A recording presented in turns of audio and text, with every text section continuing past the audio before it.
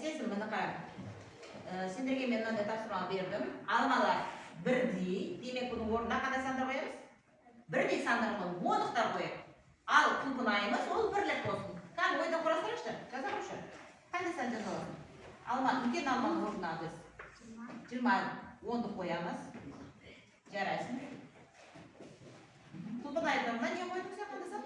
2 деген бірлік қойдық. Екі. Енді мына алма бірдей болған соң доғанда 2. Неше жатады? 20 жатады. 10-ықта. 20. 20 мен қосындысы 20. Себебі 2 алма бірдей. Қосындысы 20. Енді нәтижесі қанша болады екен? 7.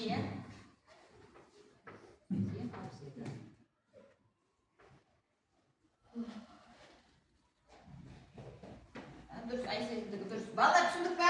Неге біз мына алмаларға отыра бір Айсезім. Неге біз балалар мына үлкен алмалар бірдей болған соң бірдей 10-ықтардан 20 деген санды қойдық. 20, 30 кез келген санды қоя берсек болды.